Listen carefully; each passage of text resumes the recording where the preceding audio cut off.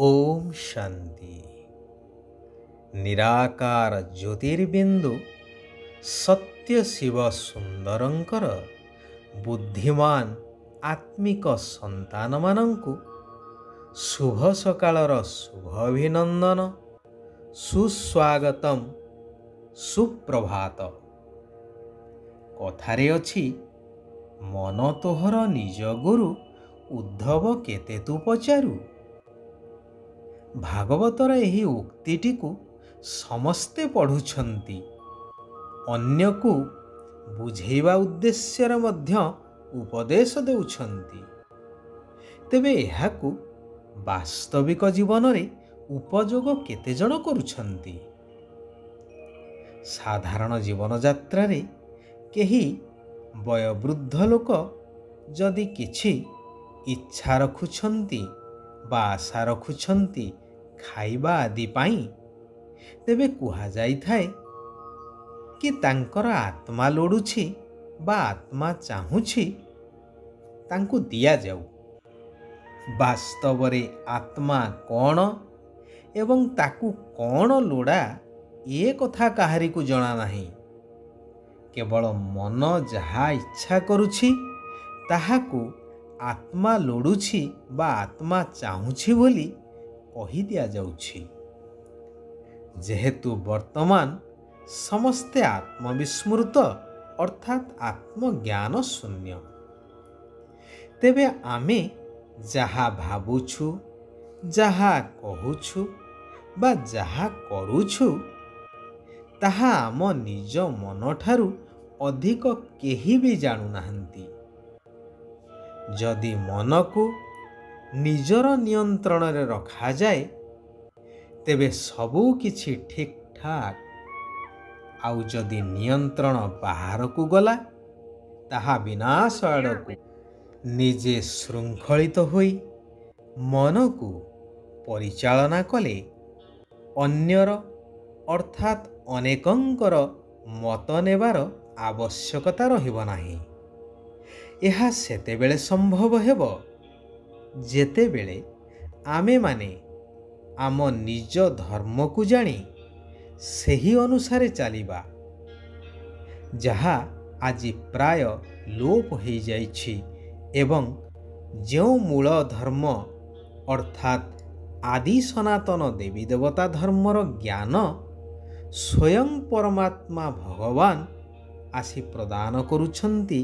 Guitar महावाक्य अनुसारे यदा यदा हि धर्मस्य ग्लानिर्भवति भारते, तेणु श्रेष्ठ ईश्वर पितांकर श्रेष्ठ मत अर्थात श्रीमत अनुसारे चाली निज कर्म को सुधारिबा दरकार। जन्म जन्मांतर जन्म मरण चक्र रे आसी आसी आत्मविस्मृत होई देहर बंधन रे आसी पांच विकार रूपी मायार कबलित होई मुंड उपरे जो विकर्मर बोझ रहिछि ताहाकु समाप्त करिबा पई जोगयुक्त होई रहिबा दरकार। अर्थात निजकु ज्योतिर्बिंदु आत्मा निश्चय करी आत्मिक पिता निराकार ज्योतिर्बिंदु परमात्मा सहित बुद्धिर जोग को लगे रखिबा दरकार। एकमात्र शिव पितांक व्यतीत अन्य केही जेपरि मने न पड़ंतु। जिए जेते जेते सच्चोट होई चालंती शिव पितांक प्रति सर्वदा सच्चा होई रही थांती, तांकर सुरक्षा स्वतः भगवानंक द्वारा ही होई थाए।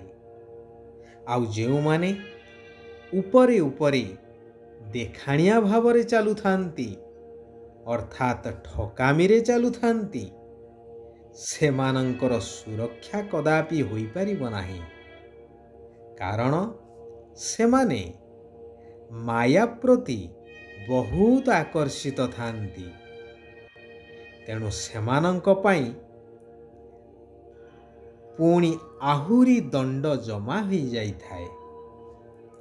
ଯେପରି ଲଜ୍ଜାବଶତଃ କେହି କେହି ଡାକ୍ତରଙ୍କୁ ନିଜର ରୋଗର ସଠିକ୍ ତଥ୍ୟ ଦେଇନଥାନ୍ତି, ସେହିପରି ଏହି ଈଶ୍ୱରୀୟ କୂଳରେ ମଧ୍ୟ ଆତ୍ମିକ ଡାକ୍ତର ପରମାତ୍ମାଙ୍କୁ ନିଜର କମି, କମଜୋରି ବା ବିକାର ରୂପୀ ରୋଗ ବିଷୟରେ ଲୁଚେଇଥାନ୍ତି, କାରଣ ନିଜ ଇଜ୍ଜତର ଡର ରହିଥାଏ। ଏ କଥା ମଧ୍ୟ ଜାଣନ୍ତି କି ମାୟା ମୋତେ ବହୁତ ଧୋକା ଦେଉଛି। ସେହି କାରଣରୁ ପ୍ରଥମେ ଆଖି କ୍ରିମିନାଲ ଅର୍ଥାତ୍ ବିକାରୀ ହୋଇଯାଇଥାଏ, ତଥାପି ଶିବ ବାବାଙ୍କୁ ଲୁଚେଇଥାନ୍ତି। ବାବା କହୁଛନ୍ତି, ହେ ମୋର ମିଠା ସନ୍ତାନମାନେ, ଯେତେ ତୁମେ ଲୁଚାଇବ ସେତେ ତଳକୁ ତଳକୁ ଖସି ଖସି ଯିବ। ପାଞ୍ଚ ବିକାର ରୂପୀ ମାୟା ତୁମକୁ ନିଜର କବଳିତ କରି ସମ୍ପୂର୍ଣ୍ଣ ରୂପେ ଖାଇଯିବ। ପୁଣି ଏହି ଶ୍ରେଷ୍ଠ ପାଠ ପଢ଼ା, ଯାହାଦ୍ୱାରା ସତ୍ୟଯୁଗୀ ସ୍ୱର୍ଗରାଜ୍ୟ ଅର୍ଥାତ୍ ସତ୍ୟଯୁଗୀ ସ୍ୱର୍ଗରାଜ୍ୟରେ ଶ୍ରେଷ୍ଠ ଦୈବୀ ପଦ ପ୍ରାପ୍ତ ହୋଇପାରିବ, ତାହାକୁ ଭୁଲିଯିବ। ସେଥିପାଇଁ ବହୁତ ବହୁତ ଖବରଦାର ରହିବାର ଅଛି। ତେଣୁ ବର୍ତ୍ତମାନ ମନମତ, ପରମତ ଆଦିକୁ ଛାଡ଼ି ଏକ ସତ୍ୟ ପିତାଙ୍କର ଶ୍ରେଷ୍ଠ ମତରେ ଚାଲିବା ଦରକାର। ଯେହେତୁ ଜନ୍ମ ଜନ୍ମାନ୍ତର ତୁମେମାନେ ମନମତ, ପରମତ, ଶାସ୍ତ୍ରମତ, ଗୁରୁମତ ଆଦିରେ ଚାଲି ଚାଲି ଆସିଲ ଏବଂ ବର୍ତ୍ତମାନର ଅବସ୍ଥାକୁ ନିଜେ ଅନୁଭବ କରୁଛ ଏବଂ ଭୋଗୁଛ ମଧ୍ୟ। ମୁଁ ଚାରି ଯୁଗ ଅର୍ଥାତ୍ ସତ୍ୟ, ତ୍ରେତୟା, ଦ୍ୱାପର ଆଉ କଳି, ଏହି ଚାରି ଯୁଗର ଶେଷରେ ସମ୍ପୂର୍ଣ୍ଣ 5000 ବର୍ଷ ପରେ ଆସି ତୁମମାନଙ୍କୁ ଶ୍ରେଷ୍ଠ ମତ ପ୍ରଦାନ କରି ପୁନଃ ସୁଖ ଶାନ୍ତିର ସମ୍ପତ୍ତି ପ୍ରଦାନ କରୁଛି। ତେଣୁ ତୁମମାନଙ୍କୁ ନିଜର ଶ୍ରେଷ୍ଠ ଭାଗ୍ୟ ଗଢ଼ିବା ପାଇଁ ଏକ ମୋ ଶ୍ରୀମତରେ ହିଁ ଚାଲିବା ଆବଶ୍ୟକ। ବାବାଙ୍କ ସମାନ ନମ୍ରତାର ଗୁଣ ଧାରଣ କରିବାର ଅଛି। କାହାକୁ ମଧ୍ୟ ବିକାର ରୂପୀ କଣ୍ଟା ଲଗେଇବା ଉଚିତ ନୁହେଁ। ଦୁଃଖ ଦେବାର ନାହିଁ। ଫୁଲ ହୋଇ ସୁଗନ୍ଧ ଦେଇ ଚାଲ। ସତ୍ୟତାର ଗୁଣକୁ ଧାରଣ କରି ଆତ୍ମିକ ଡାକ୍ତର ଶିବ ବାବାଙ୍କ ପାଖରେ ସବୁ କିଛି ଜଣେଇବା ଦରକାର। କିଛି ବି ଲୁଚେଇବାର ନାହିଁ। ଯେକୌଣସି ପରିସ୍ଥିତିରେ ମଧ୍ୟ ଏହି ଶ୍ରେଷ୍ଠ ପାଠପଢ଼ାକୁ ଛାଡ଼ିବା ଉଚିତ ନୁହେଁ। ଈଶ୍ୱର ଯେଉଁ ମତ ଦେଉଛନ୍ତି, ଅର୍ଥାତ୍ ଈଶ୍ୱର ପିତାଙ୍କର ଆଜ୍ଞାକାରୀ ହୋଇ ରହିବା ଦରକାର। ଶିବ ବାବା କହୁଛନ୍ତି, ବାବାଙ୍କ ଦ୍ୱାରା ପ୍ରାପ୍ତ ହୋଇଥିବା ବରଦାନ ଗୁଡ଼ିକୁ ଯଥା ସମୟରେ କାର୍ଯ୍ୟରେ ଲଗାଇ ଫଳୀଭୂତ କରୁଥିବା ବରଦାନୀ ମୂରତ ହୁଅ। ତେବେ ବରଦାନ ରୂପୀ ମଞ୍ଜିକୁ ଫଳଦାୟକ କରିବା ପାଇଁ ତାକୁ ବାରମ୍ବାର ସ୍ମୃତି ରୂପକ ପାଣି ଦିଅ। ଏହି ସ୍ୱରୂପରେ ଅର୍ଥାତ୍ ବରଦାନୀ ସ୍ୱରୂପରେ ସ୍ଥିତ ହେବାର ସୂର୍ଯ୍ୟ କିରଣ ଦେଇ ଚାଲ। ତେବେ ଗୋଟିଏ ବରଦାନ ଅନେକ ବରଦାନକୁ ସାଥିରେ ନେଇ ଆସିବ। ଯଦି ନିଜ ଉପରେ ଧ୍ୟାନ ଦେବା ସ୍ୱାଭାବିକ ହୋଇଯିବ, ତେବେ ଦୁଶ୍ଚିନ୍ତା ଆପେ ଆପେ ସମାପ୍ତ ହୋଇଯିବ।